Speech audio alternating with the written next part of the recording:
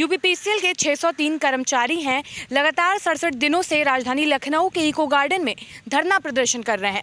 बता दें, Uttar Pradesh power corporation में इन लोगों ने 3 साल तक अपनी सेवाएं दी हैं। 3 साल सेवा देने के बाद इनको इनके विभाग से निष्कासित कर दिया गया, जिसके बाद से ये लोग लगातार प्रदर्शन कर रहे हैं और दोबारा से अपने विभाग में समायोजन की मांग कर रहे हैं।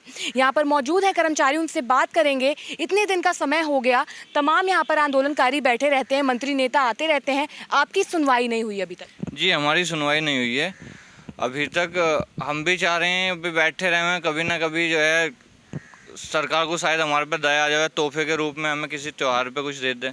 समायोजित करने की बात कहते हैं। 15 अगस्त पे भी हम यहीं बैठे हुए थे, रक्षाबंधन पे यहीं बैठे हुए थे, और आने वाला दशहरा है, दिवाली है, नई साल है, अगर कुछ नहीं होता है हम बैठे रहेंगे कंटिन्यू और सरकार से अपने लिए मांग करते रहेंगे। तो एक उम्मीद के साथ में बैठे हुए हैं हम कि इस तोहफा स्वरूप हमें कुछ जो है समायोजन कर लिया जाए हमारा।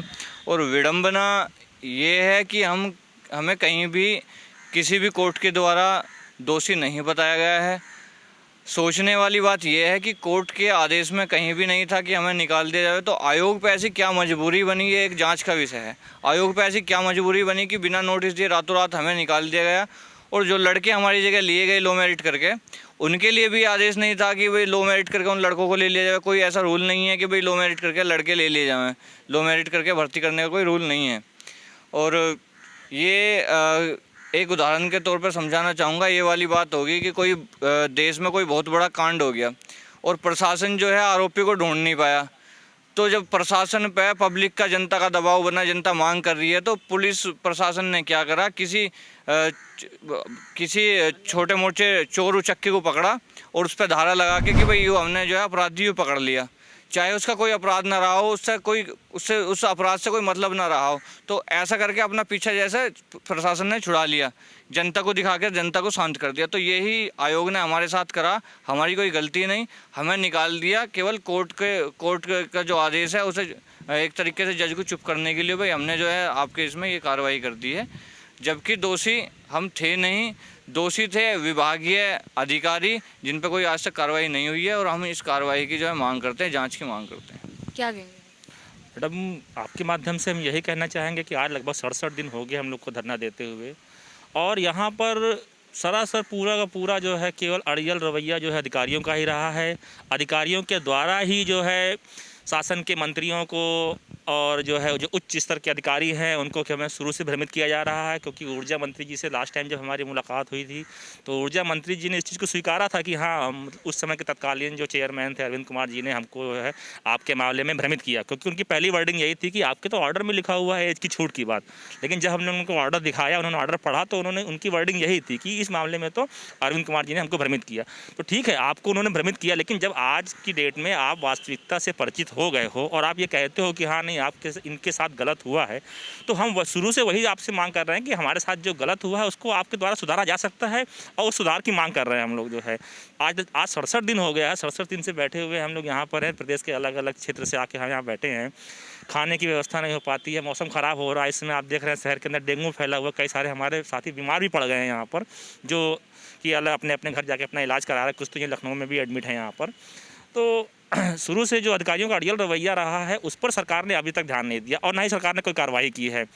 और अधिकारियों का अड़ियल रवैया ही ये है कि हमारा जो पूर्व का भुगतान है आज तक अधिकारी देने से मना कर रहे हैं। वो सीधे बोलते हैं कि भैया हम नहीं दे पाएंगे, अगर आप ज़्यादा दबाव डालोगे हमारे ऊपर प्रेशर अपना जो है बकाया मांगने के लिए, तो हम आपसे जो है आपको जो अभी तक सैलरी दी गई है उसका भी रिम्बर्समेंट आपसे हम ले लेंगे। जो है तो हमको समझ में आ रहा है कि जितनी डेट तक की हमको सैलरी मिली है, जिस डेट तक हमने कार्य किया है, उसका पैसा उनको देने में क्या दिक्कत आती है। अगर मोटा मोटा जोड़ा जाए तो CPF और सारे एरियर और भत्ते मिला के करीबन 3 लाख के आसपास का अमाउंट है, जो आज के समय में हम लोग के लिए एक बहुत बड़ी राहत की जो है बात होगी अगर वो हमको मिल जाता है तो। लेकिन अधिकारी जो है हमको कहीं ना कहीं से वो कमज़ोर करना चाहते हैं, कहीं ना कहीं से हमको मजबूर करना चाहते हैं कि हम जो है पैसे के अभाव में, आर्थिक तंगी के अभाव में अपना धरना ख़त्म कर दें और यहाँ से चले जाएं। लेकिन हम आपके माध्यम से उनको ये बताना चाहेंगे कि जब तक हमारी मांगें यहाँ से पूरी नहीं हो जाती हैं, हम इको गार्डन से हिलेंगे नहीं। और अगर इको गार्डन के अंदर से हमारी बात बाहर तक नहीं जा रही है तो जल्दी यूपी में 2022 के चुनाव होने वाले हैं, तो हम जनता के बीच भी जाएंगे और अपनी समस्याओं को रखेंगे। और इन अधिकारियों की और जो भी सरकार द्वारा हमको जो है हमारे साथ जो है उपेक्षा की जो भावना रही है उसको हम जाके सबके सामने रखेंगे, अपनी बात कहेंगे। हम क्या कहेंगे? कहना क्या है, यहाँ हमें 67 दिन हो गए हैं, हम अपने परिवारों से इतनी दूर आके बैठे हैं। यहाँ हमारे पास हर तरह की मुसीबत है, आर्थिक तंगी है, उसके बावजूद भी हम इसी आस में बैठे हैं कि शायद हमारा कुछ सरकार सुनेगी। हमारी कोई गलती ना होते हुए भी हमें ये सब देखना पड़ रहा है। 3 साल की सर्विस के बाद ऐसे नहीं निकाला जाता किसी को, लेकिन हम बैठे हैं यहाँ निकले हुए बैठे, जिसमें हमारा कोई कसूर नहीं था, कुछ नहीं था। जैसा कि अभी इन्होंने बताया कि जो ऊर्जा मंत्री हैं उन्होंने कहा था कि उनको भ्रमित किया गया था, तो उसके बाद उन्होंने भी तो आश्वासित किया था आपको, तो आश्वासन को भी लंबा समय हो गया, उस पर कोई कार्रवाई हुई क्या? अभी कुछ नहीं हुआ। कुछ होता तो हम यहाँ बैठते ही क्यों। उन्होंने तो ये कह दिया है कि हमें ये बात पता नहीं थी, ऑर्डर पढ़ा दिया उन्होंने कह दिया कि हमें भ्रमित किया गया, तो उसके बाद कार्रवाई करते, कुछ भी करते। तो इस बात को 1 महीना हो गया लगभग, तो अब तक तो जाने क्या से क्या हो जाता। क्या कहेंगे, जो आश्वासन था वो भी झूठा साबित हुआ, कितनी उम्मीद लगती है और क्या आप लोगों ने दोबारा किसी अधिकारी से बात करने का प्रयास किया, कोशिश की? देखो, उम्मीद तो सब है, उम्मीद की वजह से ही हम बैठे हैं। हम जो हैं अभ्यर्थी हैं, हमारा काम है नोटिफिकेशन निकलने के बाद फॉर्म को भरना, फॉर्म करने के बाद जो हमने जानकारी दी है उसके बेसिस पे एडमिट कार्ड जारी करना। एडमिट कार्ड जारी हो गया हमें, इसलिए हम वैलिड हो गए। एडमिट कार्ड के बाद हमें इंटरव्यू के लिए बुलाया गया, हमारे कागज़ को वेरीफाइड किया गया, हमको जॉब दी गई। जॉब देने के हमने 3 साल सर्विस किया। उसके बाद हम नकली हैं, फर्जी हैं, ये काम हमारा नहीं है चेक करने का, ये विभागीय काम है। और सुप्रीम कोर्ट ने कहीं पर भी ये नहीं कहा है कि हमें ना रखा जाए। अगर कोई अपराध होता है तो आदमी भाग गलत होता है, सुप्रीम कोर्ट जाता है। जब सुप्रीम कोर्ट खुद कह रहा है कि आप इन्हें समायोजित कर लिए, लीगल है। अब ऐसा तो नहीं है आप विभाग हमें समायोजित कर लेगा, कोई कोर्ट जाके ये कहेगा कि गलत हो रहा है। जब सुप्रीम कोर्ट खुद कह रहा है तो लीगल करने में मुझे नहीं लगता कि आयोग को कोई परेशानी होनी चाहिए। क्योंकि अगर आप किसी नई भर्ती को करते हैं, पैसे वेस्ट होते हैं, ट्रेनिंग देनी पड़ती है। हम तो अब वैसे ही ट्रेंड हैं और हमारे कुल मिला के इस भर्ती के चक्कर में 6 साल जा चुके हैं। तो आप लोग जिस जगह पर काम कर रहे थे उस जगह पर नई भर्ती भी शुरू हो गई है? वो लग चुके हैं, हमारे साथ लोअर मेरिट जो लोग थे वो लग चुके हैं।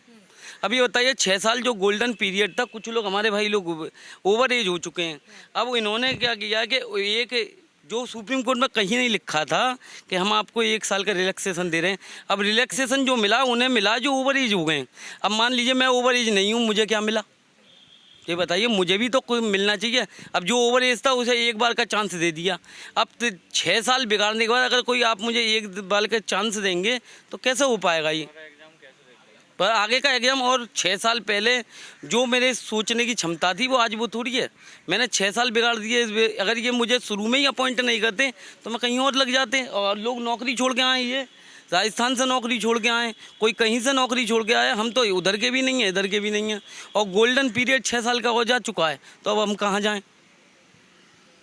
क्या कहेंगे सरकार से? तो देखिए मैडम, आपके मतलब जो चैनल के माध्यम से यही करें कि 67वां दिन हो गया है हम लोगों को निरंतर धरना प्रदर्शन करते हुए, लेकिन कॉरपोरेशन के या प्रशासन के कोई भी आला अधिकारी या कोई भी नुमाइंदे जो है आज तक हम लोगों की सूत्र। कितनी उम्मीद लग रही है आपको कि आपकी मांगे पूरी हो जाएंगी? इतना लंबा समय हो गया, कुछ दिन में 70 दिन हो जाएंगे, कितनी उम्मीद लगती है सरकार से आपको? उम्मीद क्या, उनसे आशाएं और अपेक्षा दोनों है कि जो है हम लोगों को जो भी समय लग रहा है या विलम्ब हो रहा है, लेकिन जो है माननीय योगी आदित्यनाथ जी से और माननीय ऊर्जा मंत्री जी से ये अपेक्षाएं और आशा है कि हम लोगों को न्याय मिलेगा और ज़रूर मिलेगा। चाहे दिन जो भी हो जाए, 67वां दिन हो सकता है, 70 दिन भी हो जाए, लेकिन उनसे जो है ये आशा है, अपेक्षा है कि हमें जो है न्याय मिलेगा। और उम्मीद इसी तरीके से शांतिपूर्ण तरीके से कब तक मतलब अपना धरना आगे बढ़ाते रहेंगे? शांतिपूर्ण तरीके से तब तक जब तक कि हमारे में मतलब धैर्य है, एक धैर्य की समय सीमा होती है, वो समय सीमा तक हम अपनी जो है शांतिपूर्ण रूप से धरना प्रदर्शन करेंगे। हाँ, यदि शासन और प्रशासन को ये लगेंगे कि नहीं हमारे शांतिपूर्ण ढंग से उन तक आवाज़ नहीं पहुँच रही है, तो हमें जो भी है वो बाहर भी निकलेंगे इको गार्डन से, और मुख्यमंत्री का आवास हो या ऊर्जा मंत्री का आवास हो या वहाँ भी हम अपनी प्रदर्शन करेंगे और प्रदर्शन के माध्यम से हम उनको अपनी आवाज़ पहुँचाएंगे। तो जैसा कि आपने देखा 67 दिन का समय पूरा हो चुका है। जो कर्मचारी हैं वो इको गार्डन में बने हुए हैं।